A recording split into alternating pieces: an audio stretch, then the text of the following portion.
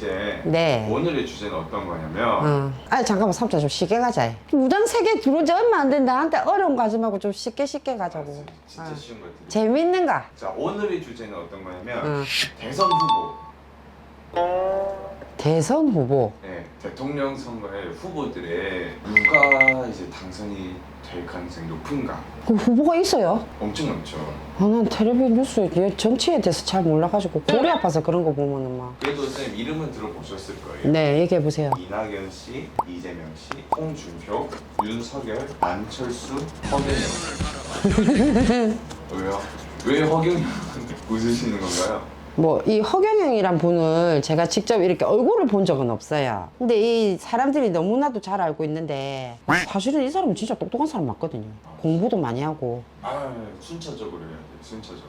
순차적으로. 네, 네. 선생님은 점 보실 때 사주가 필요하나요? 뭐 사주가 있어도 되고 아니면 그분 얼굴을 봐도 상관없어요. 아, 그럼 제가 얼굴을 네. 보여드릴게요. 보이시나요? 네. 이분이 이제 이낙연이라는 분이고 네. 그 마지막에 이 6분 중에서 누가 될 것인지. 누구 이름을 좀 말해서 하기는 좀 그렇고 대체적으로 이 얼굴은 다 한 번씩은 본 것 같아요. 근데 내가 누구라고 콕 집어서 얘기하기는 이게 좀 예민할 수도 있고 무거울 수도 있는 부분이기 때문에 이낙연 씨 이분 같은 경우는 굉장히 마음도 발도 넓어요. 인생 자체를 넓게 크게 보는 그 해안을 가지신 분은 맞는데 강단의 힘이 조금 약해. 치고 나가는 힘이 조금 약하다. 가끔씩 주저앉는 형국이 자기도 모르게 탁탁 들어오는 거예요. 결정적인 순간에 제가 딱 치고 나가는 이 리더십이 있어야 되는데 간혹 뒤로 한 걸음 물러서는 경향이 조금 있다. 이제 제가 이 봤을 때는 그렇고. 자, 두 번째 이재명 이분은 삶 자체가 구설이에요. 좋은 일을 해도 구설이 따르고 나쁜 일을 해도 구설이 따라. 근데 그걸 또 어떻게든 이렇게 헤쳐나가는 기질이나 지혜가 있어요. 근데 참 주위에서 안 받쳐주네요, 이분은. 근데 지금 경기도 도지사잖아요. 네. 지지율이 많이 올라갔고요. 아, 기운은 좋아요. 이 만중생의 기운을 받는 사람이긴 한데 측근의 그러니까 가족 그러니까 그런 인간의 덕이 조금 부족하다.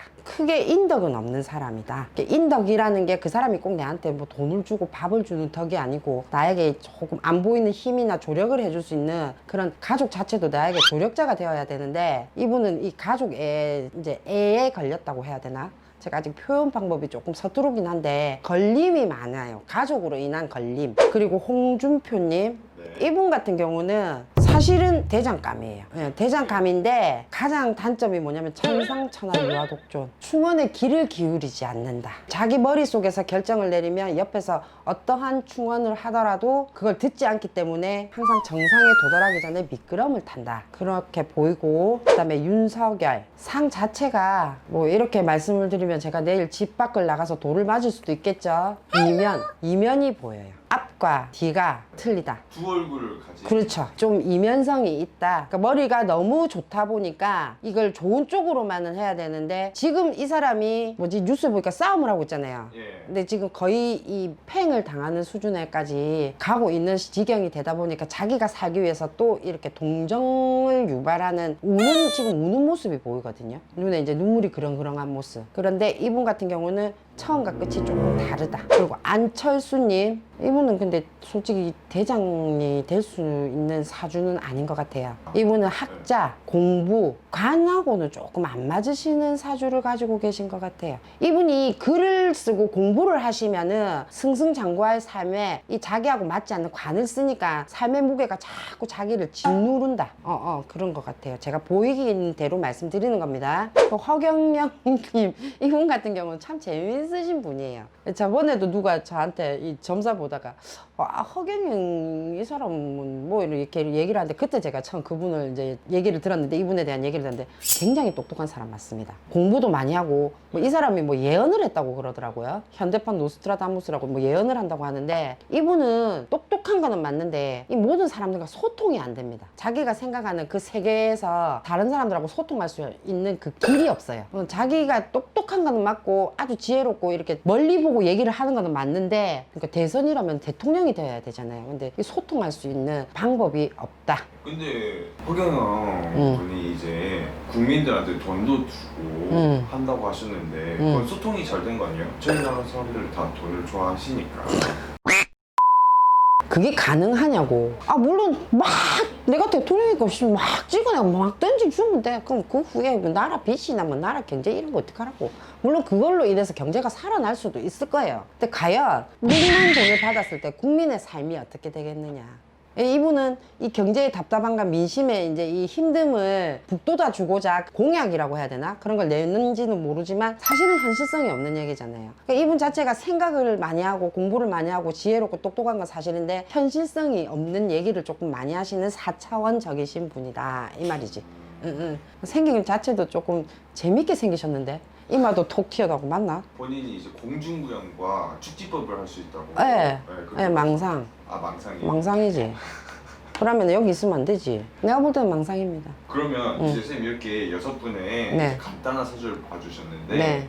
이제 이 6분 중에서 그나마 왕이 될 상이 누구인지 제가 볼 때는 없습니다. 없어요. 네. 이 중에 우리나라 대통령이 되실 분은 없다. 제3의 인물이 있습니다. 있고 만일에 내가 나중에 이 촬영 끝나면 삼촌한테 조용히 얘기할게요. 이거는 아주 민감한 부분이기 때문에 6분 중에 대통령이 나왔다. 뭘 할까요? 이건 좀 파격적인. 네, 파격적이어도 상관없어요. 이거는 자신할 수 있어요. 잠깐만요. 네. 그러면 제가 이것도 날짜를 응. 지금 현재 날짜가 8월 24일 네. 2020년이고 네, 음력 7월 6일입니다. 저 방금 하신 말씀 때문에 제가 너무 당황을 했는데 네. 이 6분 중에 대통령이 아무도 없다고요? 네, 없습니다. 뒷감당을 어떻게 하실까요? 아, 감당?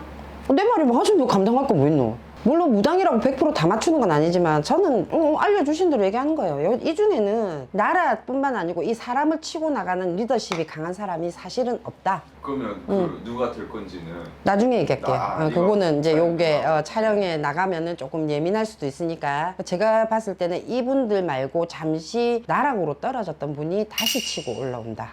네 우선 알겠습니다. 공약 거세요, 삼촌. 제가요? 네, 뭐 하라는 데는 다 할게.